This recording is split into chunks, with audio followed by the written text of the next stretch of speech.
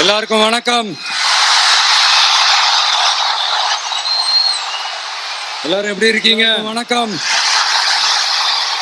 Sorry, எல்லாரும் எப்படி இருக்கீங்க? சாரி, கொஞ்சம் லேட் ஆயிடுச்சு.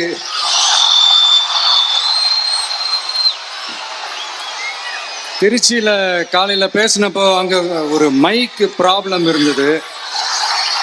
அதனால அங்க பேசினதுல ஒரு சில விஷயங்களை இங்க நான் திரும்ப ரிப்பீட் பண்றேன்.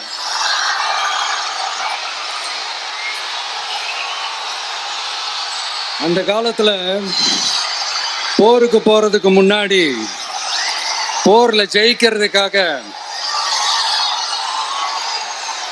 குலதெய்வம் கோயிலுக்கு போய் சாமியை கும்பிட்டு தான் போருக்கு போவாங்களாம். அந்த மாதிரி அடுத்த வருஷம் நடக்க போற ஜனநாயக போருக்கு தயாராகிறதுக்கு முன்னாடி நம்ம மக்களை அதாங்க உங்க எல்லாரையும் பார்த்துட்டு போலான்னு வந்திருக்கிறேன்.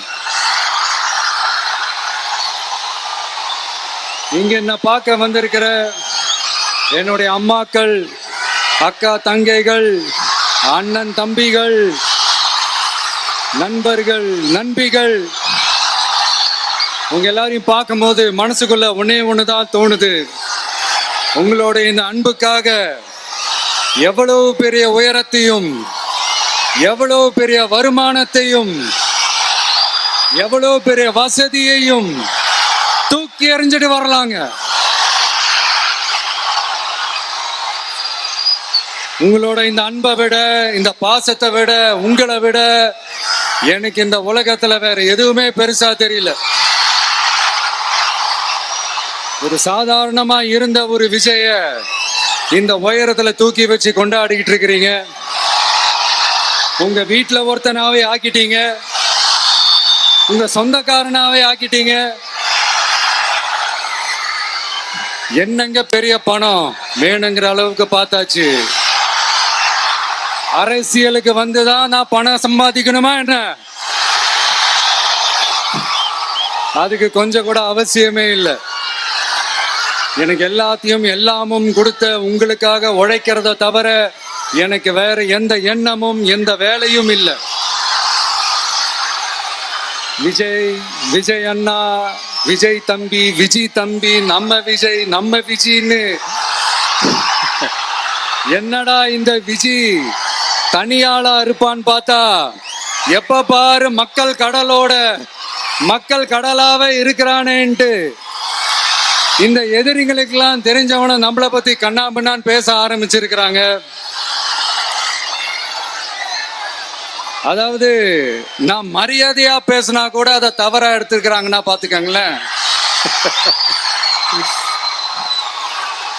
அதனால யார் என்ன சொன்னாலும் அறிஞர் அண்ணா அவர்கள் சொன்ன அந்த பஞ்சு தான், வாழ்க வசவாளர்கள் அப்படின்னு சொல்லிட்டு போயிட்டே இருக்க வேண்டியதுதான். நான் மதுரை மாநாட்டுல உங்க எல்லாரையும் நேர்ல சந்திக்க வரேன்னு சொல்லியிருந்தேன். அப்படி இன்னைக்கு உங்களுக்காக நம்மள மேலையும் கீழையும் ரொம்ப மோசமா ஆண்டுகிட்டு இருக்கிற பாசிச பாஜக அரசையும், பாய்சன் திமுக அரசையும் கேள்வி கேட்கறதுக்காக வந்திருக்கிறேன். இந்த பாஜக அரசு நம்மள கொஞ்ச நெஞ்ச கொடுமையாங்க செய்து பீகார்ல 65 லட்சம் வாக்காளர்கள் ஓட்டர் லிஸ்ட்லயே காணோமா.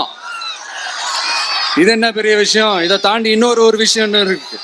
இந்த எதிரி கட்சிகள்லாம் ரொம்ப சிம்பிளா சொல்ற மாதிரி சொல்லணும்னா, ஓட்டு திருட்டு, வீட்டு நம்பர் 0ன்னு போட்டெல்லாம் ஓட்டர் ஐடி கார்டு கொடுத்துருக்காங்கன்னா பாத்துக்காங்களேன்.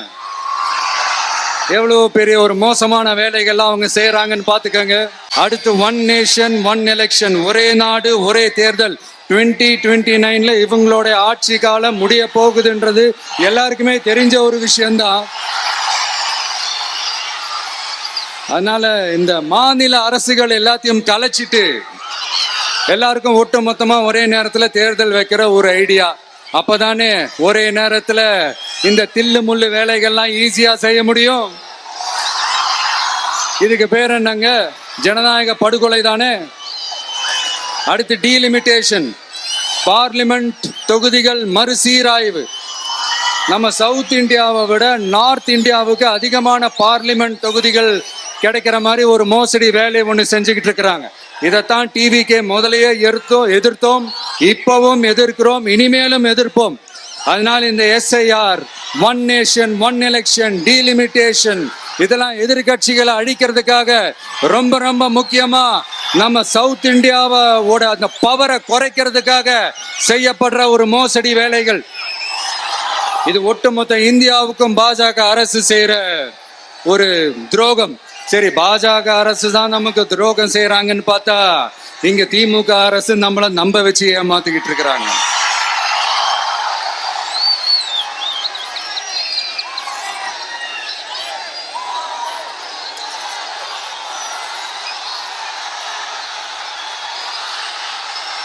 கிட்டத்தட்ட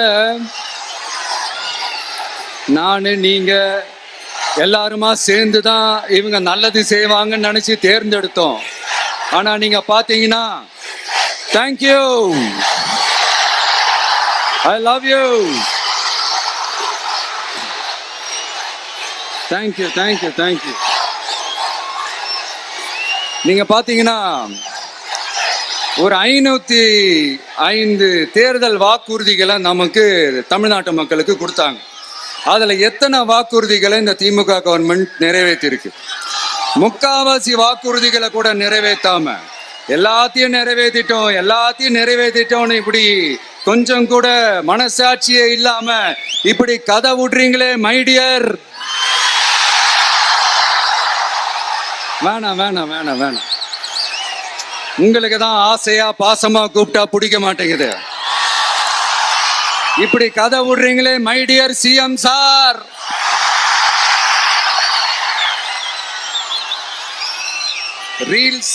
ரீல்ஸ் வேற, ரியாலிட்டி வேற நீங்களே சொல்லிட்டு இப்ப நீங்க விடுறது அம்பட்டும் ரீல்ஸ் தான். அதுல எல்லாம் பாதியில அருந்தும் போயிடுச்சு.